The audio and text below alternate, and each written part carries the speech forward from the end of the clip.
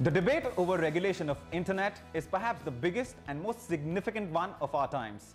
While countries like Netherlands and Chile have decided in favor of net neutrality, the debate in India rages on as TRAI is still to pronounce its verdict. But the important thing to realize here is the fact that what happens tomorrow, whether telecom companies succeed in throttling, blocking and prioritizing some content over the other, will affect all of us.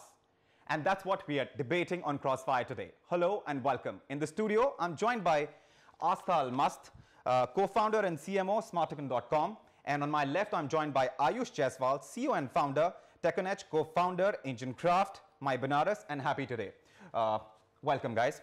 Astha, you believe that internet should remain the way it was born, free?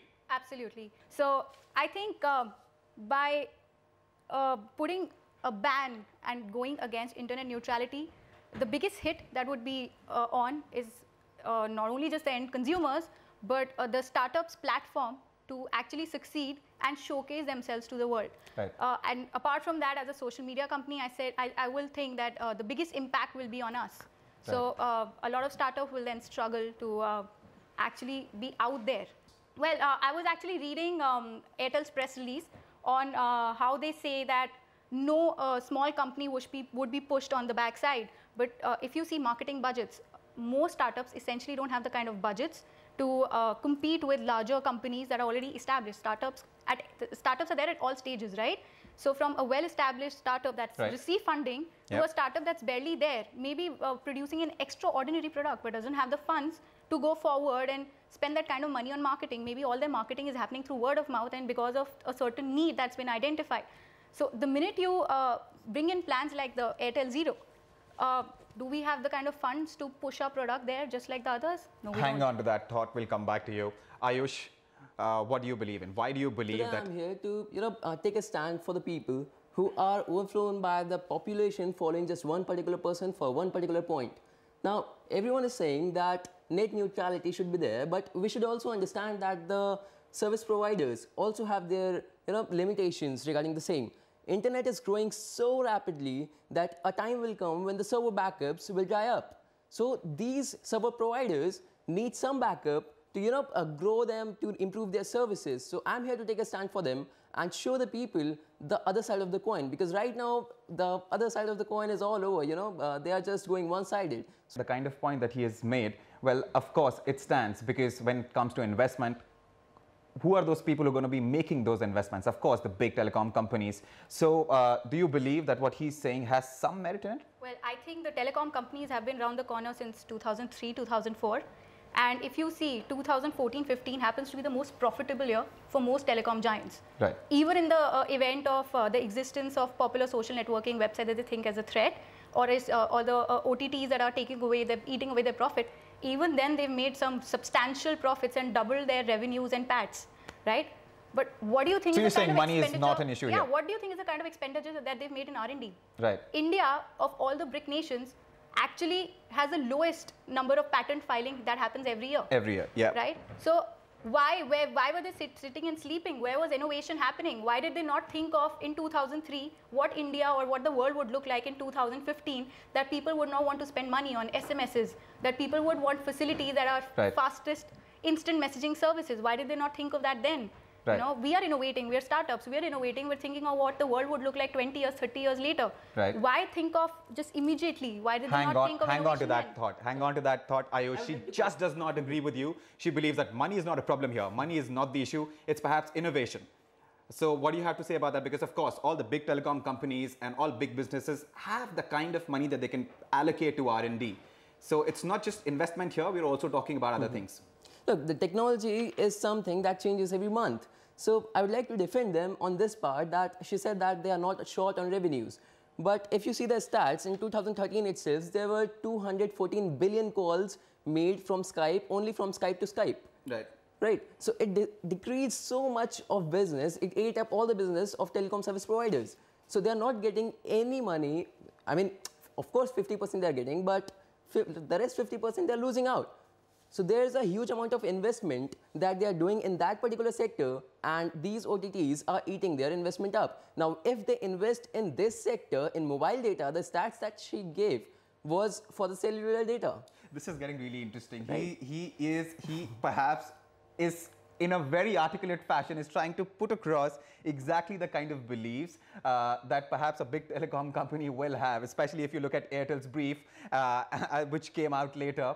Of course, it includes pretty much all that he said. Astha, your rebuttal. So you're an entrepreneur, right?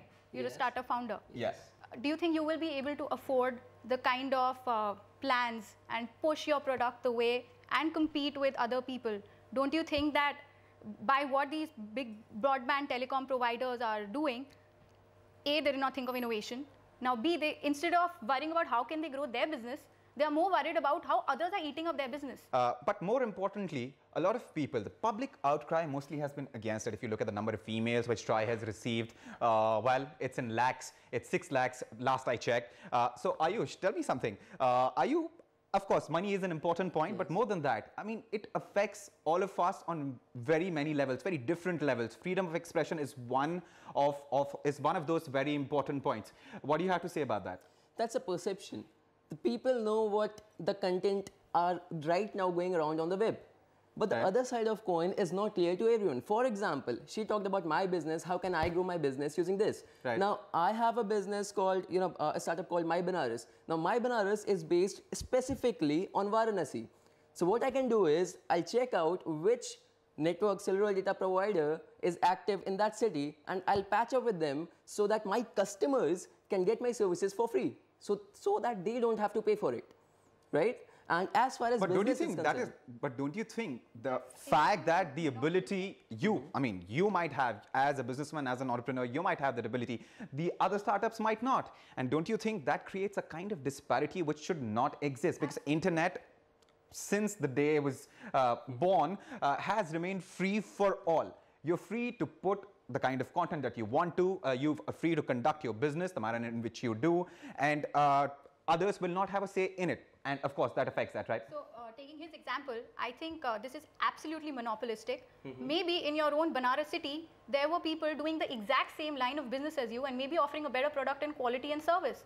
Don't you think by resorting and to just tying because up, you believe that, just because he had a tie-up, right? And just because the end user, don't you think you're devoiding them of better service quality? More options, yes. This is like the quota system or the Raj system, you're bringing back what India Or perhaps not so, ago. but it's mostly sort of, it's profit driven. It's good for the telecom companies because they are, of course, receiving the money from him. They found one or two people like you. As far as control is concerned, right now, I don't see any big brother in the telecom companies emerging as, that they are the only how many are they in India? How many telecom companies do you have? There are at least 5 or 6, and there are emerging as well. So I think as far as competition is concerned, till the time this competition exists, the consumers are the king.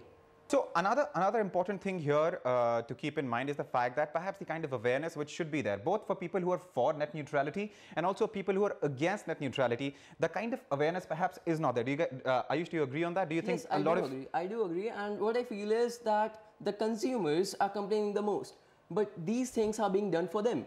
I'll tell you how. There are two kinds of customers, those who use bigger amount of bandwidths and those who don't. Right. For those who don't, why should they pay for that content that they don't So you're download? saying net as it exists, internet as it exists, is already sort of not equal in a lot of ways, and this being one of them. Yes, like I use only WhatsApp and Facebook stuff on my mobile phone. Right. So why should I pay that data charges? You're not. As a user, you're not. If you're not using something on your phone or on your computer, on your laptop, you're not paying for it. Let the Quick 5 points why you believe internet should remain free. Okay. There are a lot of things regarding this. Okay. For a lot of companies, going with these plans is not at all feasible. So Airtel here says that we're going to charge, say, 1 rupees. Example, 1 rupee for 1 MB. Right. A company like mine, social media company, where we have our own video sharing platform and people come and view videos for 600 MB data. Bandwidth, yeah. Yeah, exactly. Now, for me, to have that one user and push that thing and pay that kind of money is absolutely not feasible. Right. I'm a startup, but I'm sure even bigger social media companies that have humongous amount of data, video sharing platforms, is it even feasible for them? A popular video sharing network says that per user, they have 1 GB of data every month that the user downloads. Okay. Right. Do you think if this plan was to have So we're running short of time. I'll give Ayush a quick rebuttal. We are talking and we'll about wrap this up. feasibility. So what I'm trying to say is, if I am a startup and I want to go into a particular sector, then I'll see what is beneficial for me. And what telecommunication companies are doing right now, they are taking money from the rich. Make it further targeted, right? And Yes. pay for only the users that you have. Yes, and they are making a system wherein the users pay only for the content that they want to see. Right. Of course, there are companies which are walking out, NDTV being one of them, apart from Flipkart, Cleartrip, etc., under public pressure, or perhaps the fact that they realize that internet should remain free. On that note, we will wrap up today's show. We hope you enjoyed watching it. Until next time, goodbye. Thanks for watching.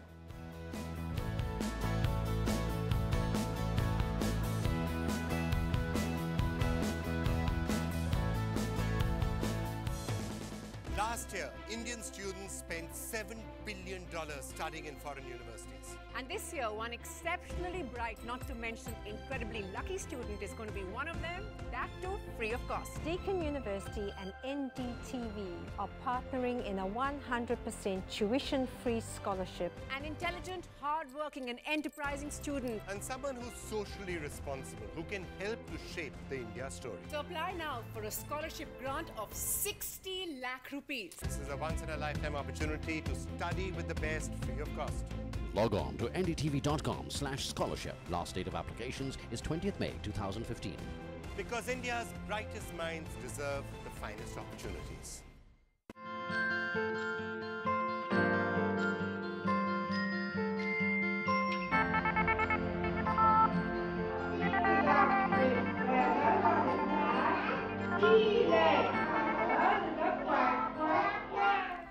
Every child hits a certain developmental milestone by a certain age.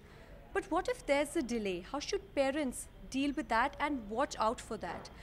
We're with Mrs. Shikha Mehra now. Thank you so much, ma'am, for talking to us. For instance, a child is just, is a slow learner. How can a teacher cater to that child and a parent as well? How can a parent take care of such a child? A slow learner is one doesn't label as a slow learner because there could be various reasons for a child not participating in a classroom. Okay. It could possibly be because the child is not interested. It could be because there is a deficit in attention span, which with younger children is fairly normal. So maybe that is what needs to be worked upon first, and there are various different ways of doing that, you see. And or it could be that there is possibly a special problem which needs to be looked into. So all of those have to be first identified before they can be addressed. Okay. Great. Thank you so much, ma'am. Thanks for talking to us.